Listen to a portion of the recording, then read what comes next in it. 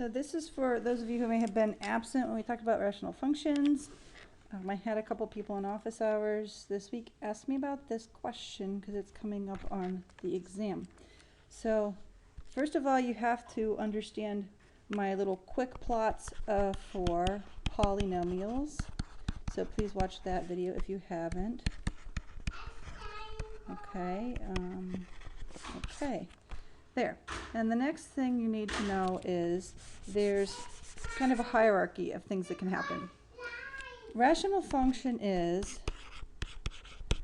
one polynomial over another polynomial. And the first thing I want you to do when you encounter one of these is look at the degree of the top, or the degree of the numerator, and the degree of the denominator. That's the most important thing about what's going on. Okay, so if the degree of the numerator, I'm going to say this is very silly, this is my notation, numerator degree is greater than denominator degree, or numerator degree equals denominator degree, or numerator degree is less than denominator degree. Each of these has implications and breaks up into other cases. If the numerator degree is greater than, greater by how much, greater by 1, then what you're going to end up with is a slant asymptote somewhere in your diagram. If it's worse, your thing is going to be even worse. In other words, it might have a parabola, long-term behavior, or a cubic, etc., etc., etc. So the amount by which these two are different tells you what the long-term behavior is going to look like. I'm not going to do this on the exam, but you should be aware that that's that other option. Okay, so if the denominator and the numerator have the same degree, then you're going to have a horizontal asymptote that's y equals something, some constant. But it's not going to be 0. It's going to be something else. If the numerator is less than the denominator, your horizontal asymptote is going to be y equals 0. The way you figure out what this constant is, let me give you an example. What if you have a function, 3x squared plus 2x plus 7 over 5x squared minus 6x minus 3. The point is you forget about all this stuff. All this stuff doesn't matter. You're only concerned about that leading term.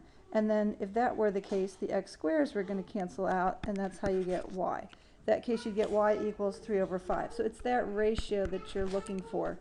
I mean, not always 3 over 5, but whatever that first coefficient is and whatever that bottom coefficient is, that's how you get, this ratio up here. Okay, so those are your 3 cases. Now, these are the most likely cases for exams I will write for, say, my 170 students. Okay, so that's the first step you want to do. Is you want to figure out what's going on. You want to figure out what kind of horizontal asymptote you may have. Don't forget, you are allowed to cross the horizontal asymptote, but just not in the tails. But if you're drawing a rational function like this, a lot of students, they have everything worked out, and they have maybe a horizontal asymptote somewhere. Let's say it's y equals 0. They have this idea that they can't cross the axis ever again, and that's false. It just means that out in the tails you're not going to cross it. Okay. All right, so first of all, you figure out the degree of the numerator versus the degree of the denominator.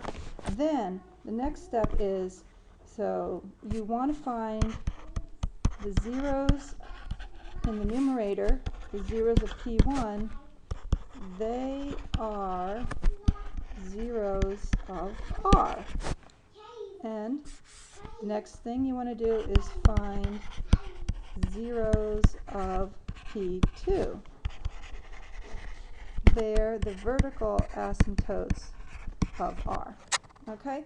And typically when I write these questions, if you get that far and you annotate it on your plot, that's typically half credit. Let me show you an example. Okay, let's say I have a question, y is equal to 3x plus 2 over x minus 1, x plus 1. Something like that.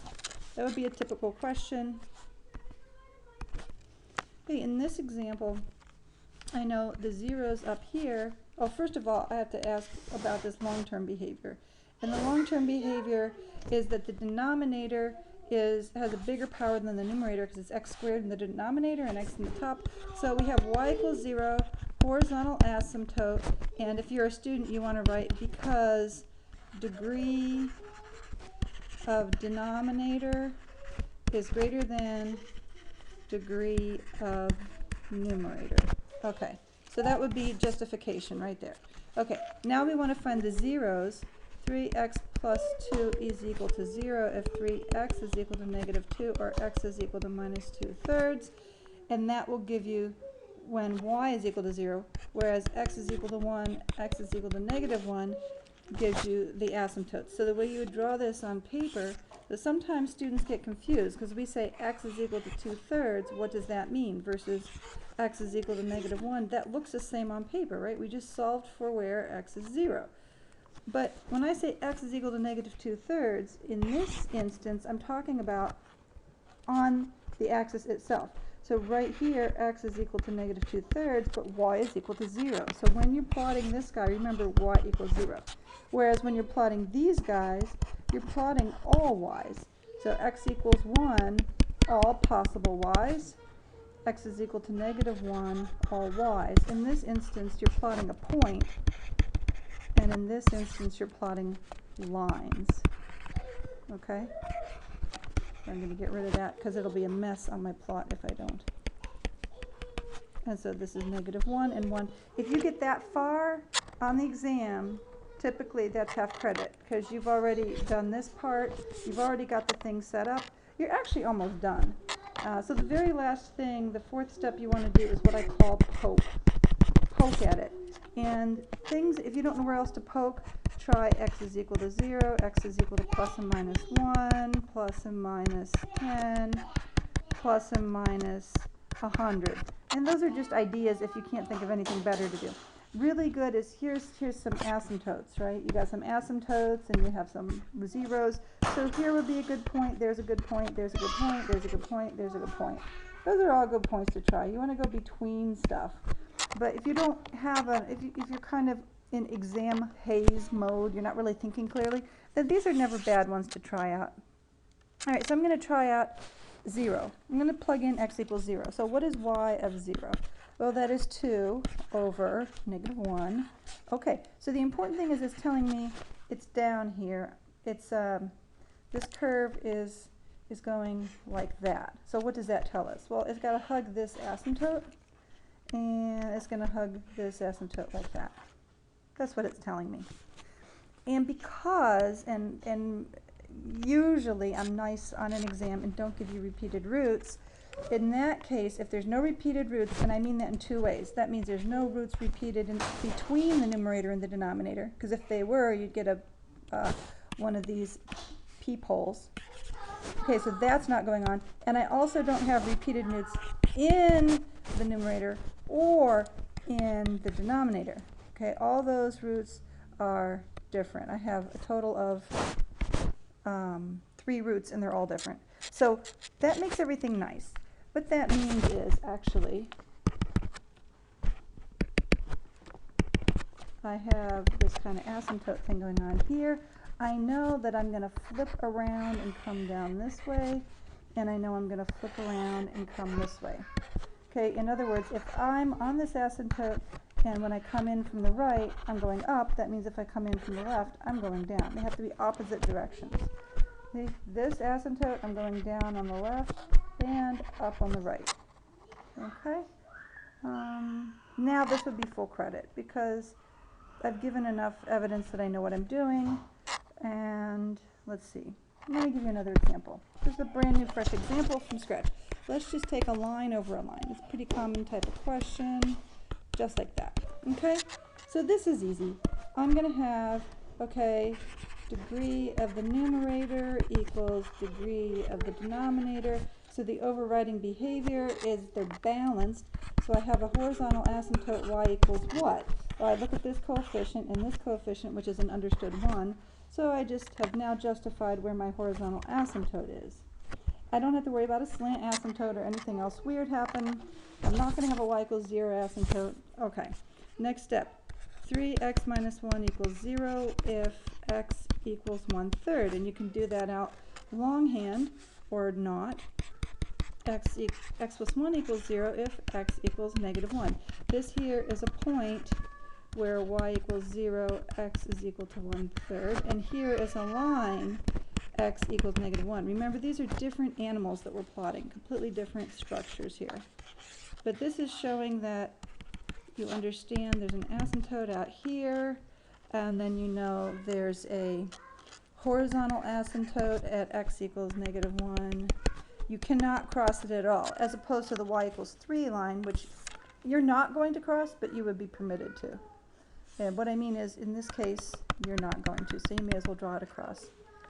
But if you don't know, you can leave this middle point, this middle part blank, because some students make the mistake of thinking that in all rational functions you can never cross the horizontal asymptote. Okay, so this is x equals -1 over here. And I know there's a point x is 1/3, y equals 0. So x is 1/3, y equals 0. Yep, so this is because this 0 gave rise to that point there. And this 0 gave rise to this mess here. Again, this is the halfway point, even though you're almost done. Then all you have to do is poke a little bit, but in this case it's such a simple function you really don't need to poke. But you may as well try y is 0, because it's really easy to calculate y equals 0. It always is. And then you're going to be down here, it's negative. So it's telling you these 2 points are connected. So we're somewhere over here. And we know if we go, since we don't have any repeated roots anywhere, so I'm approaching this asymptote from below, then I have to approach this asymptote from the other direction, and now that's full credit. Okay? So hopefully those examples will help clarify. I know I've crammed a lot of information into this video. I believe I've crammed all the important information into it.